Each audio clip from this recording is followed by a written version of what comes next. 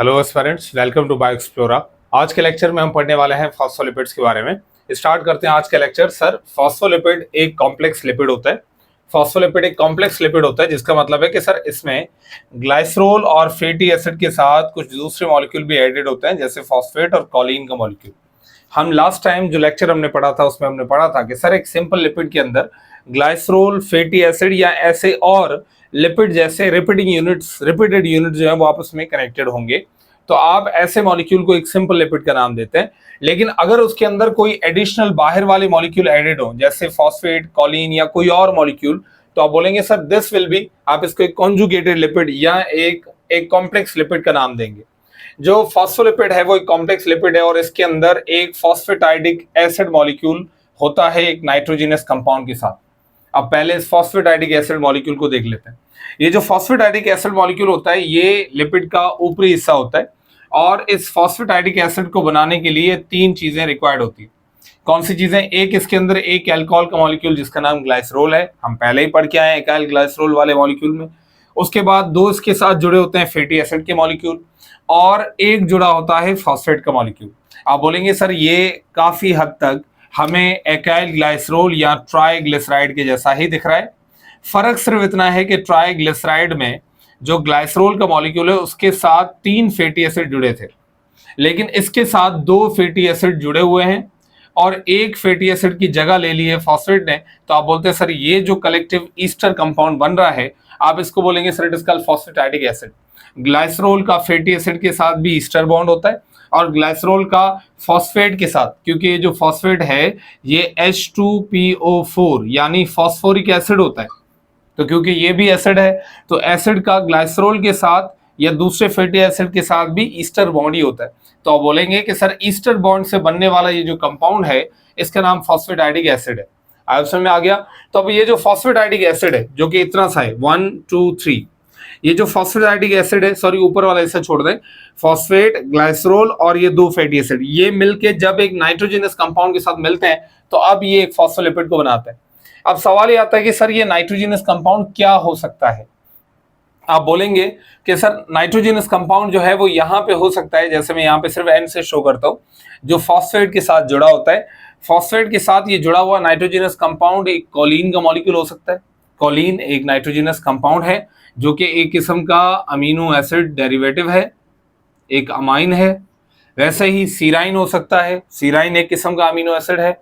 उसके साथ साथ इनोसिटोल हो सकता है या इथेनोल अमाइन हो सकता है। ये दोनों जो हैं ये अल्कोहल अमाइन होता है, या आप कह सकते हैं इसमें अमाइन जो है अमाइनो एसिड के डेरिवेटिव अल्कोहल के मॉलिक्यूल के साथ जुड़े होते हैं। तो आप बोलते हैं सर इनमें से चारों में से कॉमनली इन चारों में से कोई होगा, लेकिन मोस्ट कॉमनली जो पाया जाने वाला फॉस्फोलिपिड है उसके अंदर हमें मिलता है कॉलिन का मॉलिक्यूल और इस कॉलिन वाले फॉस्फोलिपिड का हम नाम रखते हैं sir it is called phosphatidyl choline. Phosphatidyl choline या जिसका दूसरा नाम है it is also called lecithin. Okay, lecithin या फॉस्फेटिडाइल कोलिन, जो कि सेल की सेल मेम्ब्रेन को बना रहा होता है।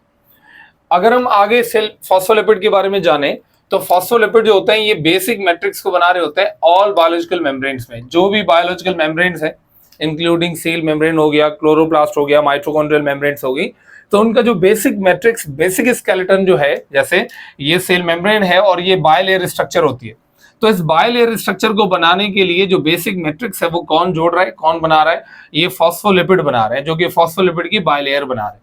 आगे समझ में आ रहा है? ये जो फॉस्फोलिपिड बायलेयर है इसमें इसके बारे में फर्दर हम जाने तो it makes the cell membrane selectively permeable. Cell membrane की एक नेचर है कि सर जो सेल मेम्ब्रेन होती है वो हर चीज को अपने अंदर आने और बाहर जाने नहीं देती, इट इज सिलेक्टिवली परमिएबल। तो सिलेक्टिवली परमिएबल नेचर होने का स्पेशली जो पोलर कंपाउंड है, पोलर कंपाउंड या आयोनिक कंपाउंड, जैसे कि सोडियम हो गया, क्लोरीन के आयन हो गए या फिर अमीनो एसिड्स हो गए, ये इजीली सेल मेम्ब्रेन के थ्रू डिफ्यूज आउट नहीं हो सकते, ये बाहर नहीं निकल सकते। इनके निकलने के लिए सेल मेम्ब्रेन की इजाजत चाहिए कुछ प्रोटीन की मदद से। और आप बोलेंगे सर ये जो सिलेक्टिव परमिएबिलिटी है, हर चीज को अलो ना करना, ये जो ताकत, ये जो प्रॉपर्टी है, ये प्रॉपर्टी आ रही है इसके अंदर बिकॉज ऑफ फॉस्फोलिपिड्स। आप समझ में आ गया। फॉस्फोलिपिड जो होता है इट कंसिस्ट फॉलोइंग पार्ट्स, इसमें दो पार्ट होता है। ऊपर वाले हिस्से को सर हम हेड का नाम देते हैं, नीचे वाले हिस्से को टेल का नाम देते हैं। जो हेड वाला पोर्शन होता है ये हाइड्रोफिलिक इन नेचर होता है। हाइड्रोफिलिक का मतलब होता है सर ये वाटर लविंग होता है या वाटर अट्रैक्टिंग होता है। ये वाटर अट्रैक्टिंग इसलिए होता है क्योंकि यहाँ पे पोलर मॉलिक्यूल पाए जाते हैं, चार्ज मॉलिक्यूल, और वो कौन सा है, वो हमारे पास फॉस्फेट और कॉलिन का मॉलिक्यूल है।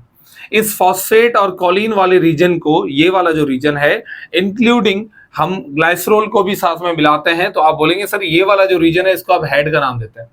और ये वाला जो हेड वाला रीजन है वो कॉलिन नाइट्रोजनस कंपाउंड और फॉस्फेट की वजह से हाइड्रोफिलिक इन नेचर होता है। वहीं पे जो नीचे वाला हिस्सा है क्योंकि वो हाइड्रोकार्बन टेल का बना हुआ है, और हाइड्रोकार्बन की जो टेल है, जो फैटी एसिड के मॉलिक्यूल होते हैं, वो टेल को हाइड्रोफोबिक नेचर देता है। और हाइड्रोफोबिक का मतलब होता है वाटर रिपेलेंट या वाटर हेटिंग। तो आई होप समझ में आ गया। हमारे पास फॉस्फोलिपिड जो होता है एक कॉम्प्लेक्स लिपिड है। इसको बनाने के लिए एक फॉस्फेटाइडिक एसिड चाहिए और साथ में एक नाइट्रोजन वाला कंपाउंड चाहिए। फॉस्फेटाइडिक एसिड में ग्लाइसरोल, दो फैटी एसिड फॉस्फेट होते हैं, और जो नाइट्रोजनस कंपाउंड है वो कोलिन हो सकता है, सिराइन हो सकता है, इनोसिटोल हो सकता है, या इथेनॉल अमाइन हो सकता है। उसके बाद जो मोस्ट कॉमन हमारे पास फैटी एसिड का टाइप है उसका नाम है फॉस्फेटिडाइल कोलिन या लेसिथिन। जो सेल मेम्ब्रेन है वो बेसिक स्केलेटन बना रहा होता है। इसमें जो फॉस्फोलिपिड होते हैं उसकी हमेशा टेल जो होती है वो एक दूसरे को फेस कर रही होती है, और जो हेड होते हैं वो हमेशा दो अपोजिट सरफेसेस को, एक अंदर की तरफ दूसरा बाहर की तरफ फेस कर रहे होता है। सो होपफुली आज का लेक्चर आपको समझ में आ गया होगा। मिलते हैं एक नए लेक्चर में एक नए टॉपिक के साथ।